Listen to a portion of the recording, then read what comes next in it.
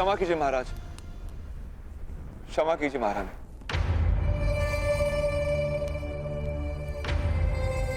चलो चलो। ठहरिए। महारानी ने प्रश्न किया है, उत्तर दो बालक।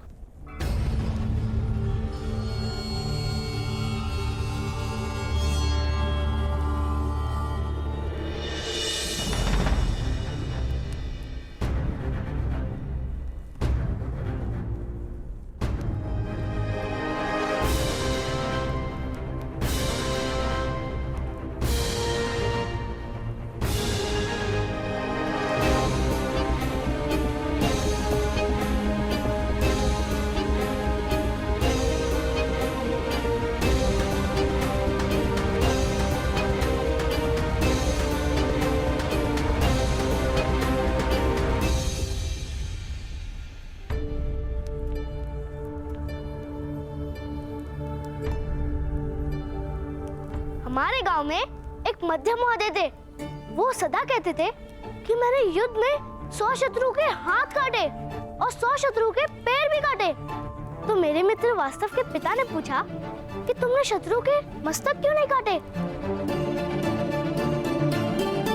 तो मध्यम महोदय ने क्या कहा पता है? कि वो तो आराम से ही कटे हुए थे।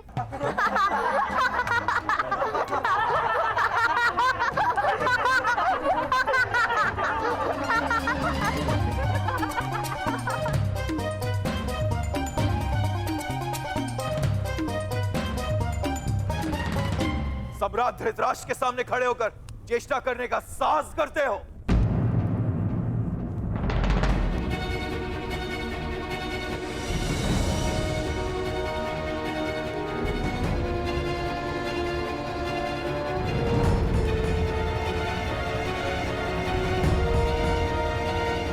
बालक है, उसे हंसने का अधिकार है, किंतु इस प्रसंग का स्मरण क्यों हुआ बालक? क्योंकि ये सज्जन गुफा से बाहर निकले उससे पूर्व मेरे भ्राताश्री ने उन वनवासियों को पराजित कर दिया था।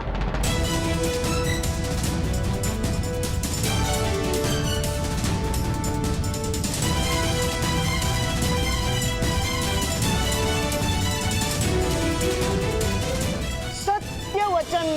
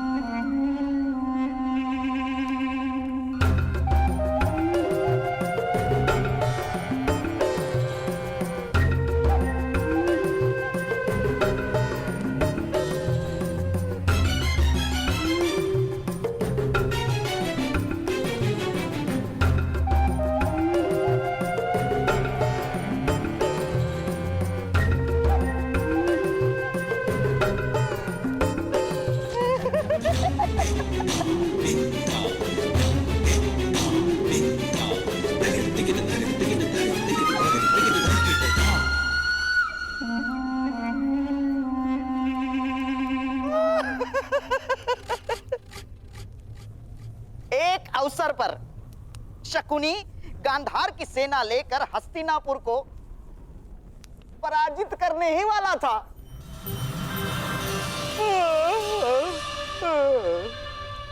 किंतु हमारी निद्रा ही टूट गई।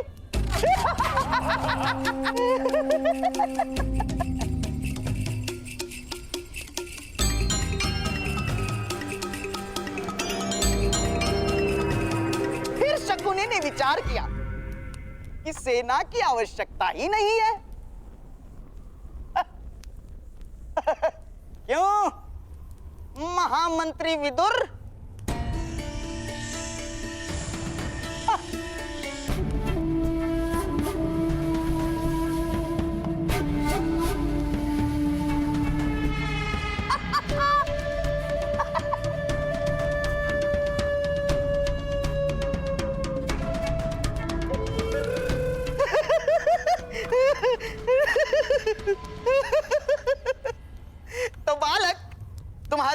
श्री जाग गए।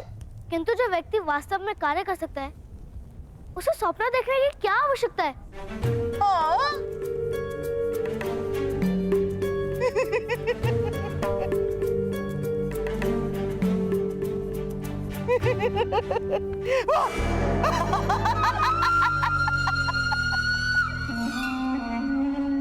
बड़े बुद्धिमान मालूम होते हो, हैं? सुनो बालक, यदि यही वाक्य कोई बुद्धिमान कहे तो उसे असत्य कहते हैं, और यदि यही वाक्य कोई मूर्ख कहे तो उसे सत्य कहते हैं।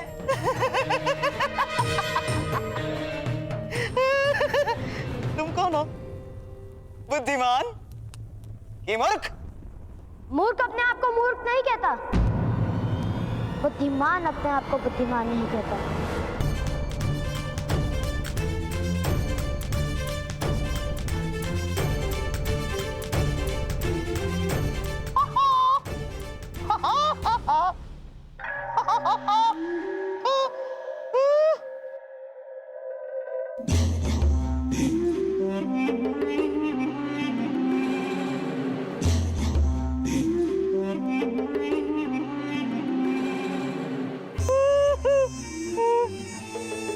क्या यही है तुम्हारे भ्राताश्री?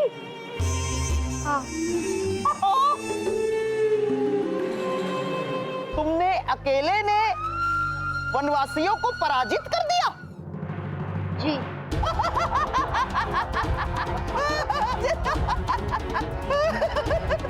अकेले पराजित?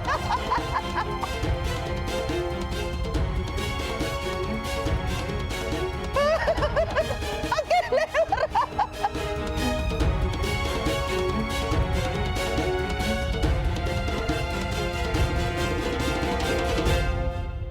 राजा के सामने असत्य बोलने का दंड जानते हो? नहीं, आप बताइए।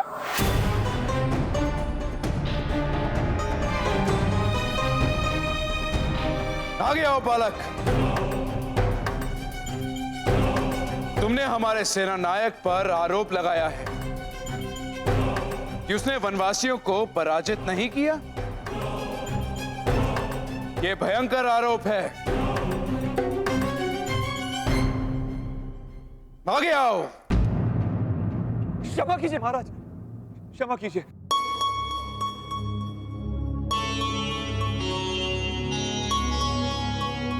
सम्राट, मेरा पुत्र मूर्ख है।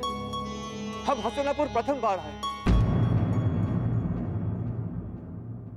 वो नहीं जानते किसके सामने मुंह खोला है उसने। क्षमा कर दीजिए। मौन रहो। आगे आओ बालक।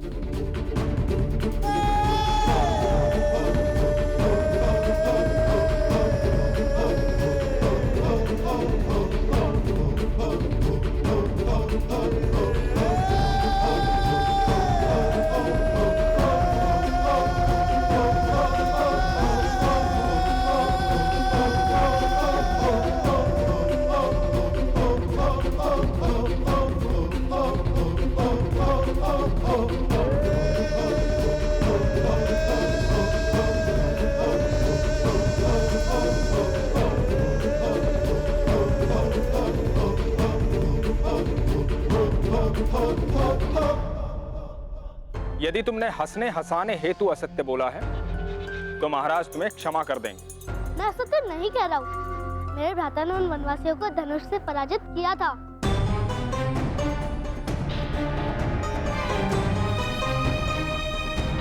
क्या तुम्हारा भाई सत्य कह रहा है?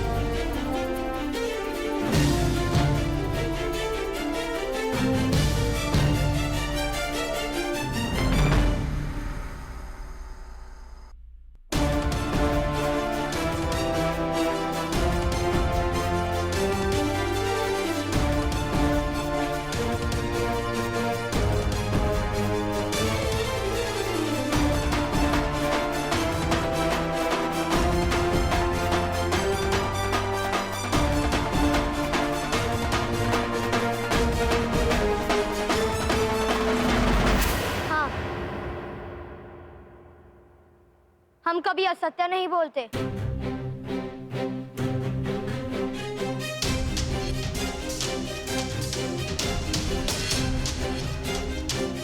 हाँ मंत्री विदुर,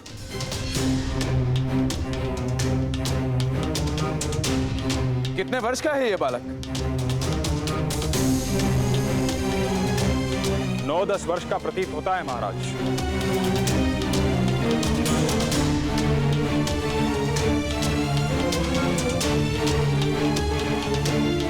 किंतु इसके पिता अवश्य ही क्षत्रिय नहीं है।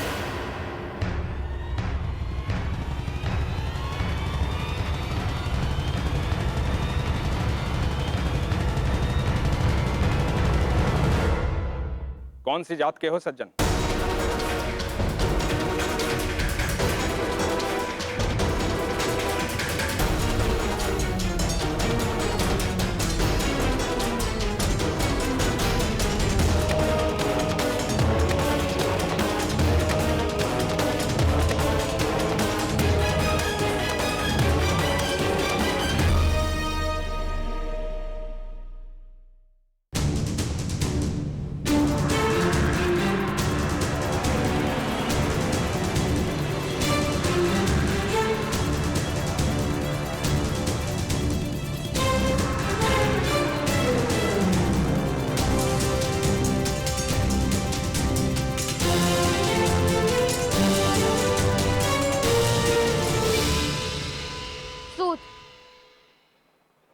सूत है हम महाराज, सूत है हम महाराज, सूत है हम महाराज।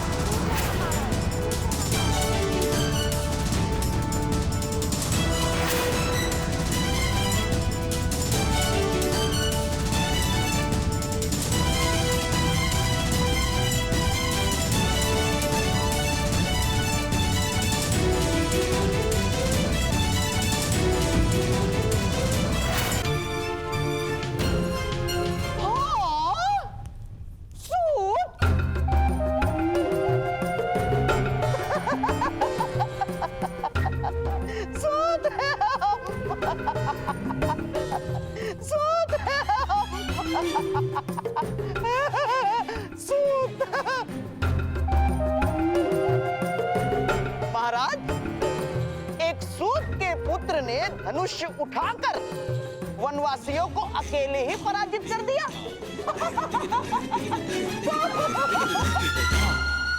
ये तो बड़ी आश्चर्य की बात है महाराज, है? इस बालक की परीक्षा तो करनी ही चाहिए।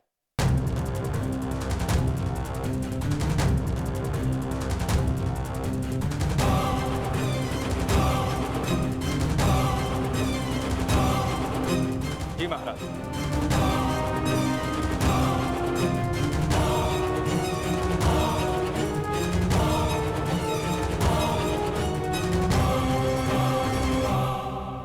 सेनानायक मदनजय, अपना धनुष बालक को दीजिए।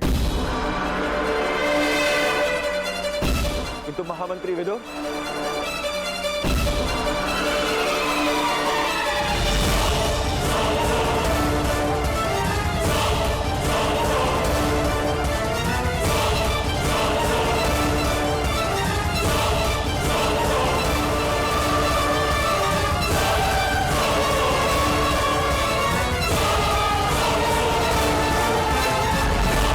धनुष उठाओ बालक।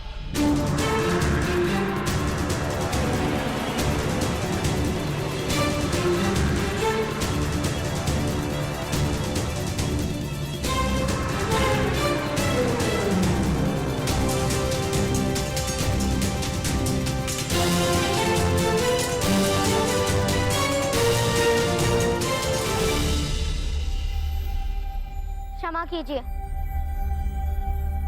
मेरी माता का आदेश है कि मैं धनुष को स्पर्श ना करूं।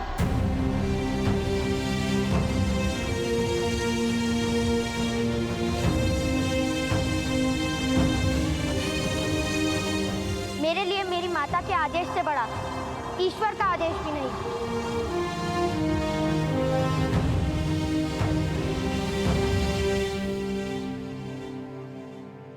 तुम्हारा समर्पण प्रशंसा के योग्य है, किंतु महाराज के आदेश के सामने तुम्हारी माता को अपने आदेश में परिवर्तन करना होगा।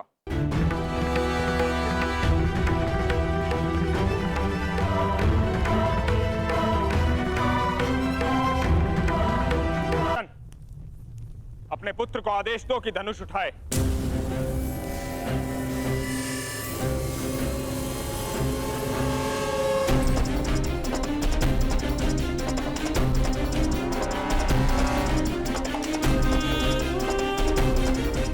धनुष उठाओ और मेरे हाथों में दो।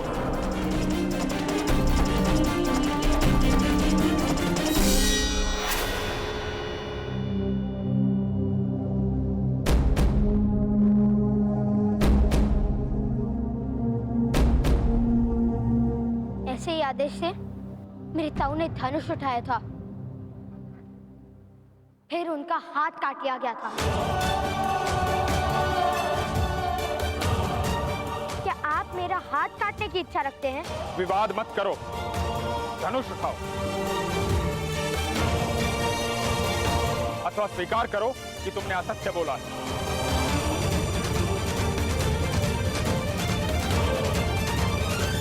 धनुष मैं उठा नहीं सकता और असत्य बोलने का दंड आप मुझे नहीं दे सकते, किंतु मैं जानता हूं दंड मुझे अवश्य प्राप्त होगा, कारण चाहे कोई भी हो। असत्य बोलने का तो दंड मिलेगा। सैनिकों,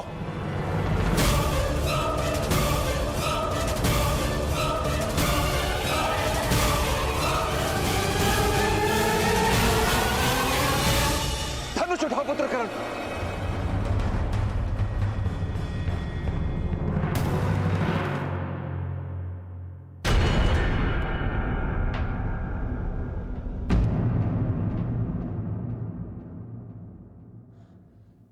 तुम्हारी माता का आदेश है।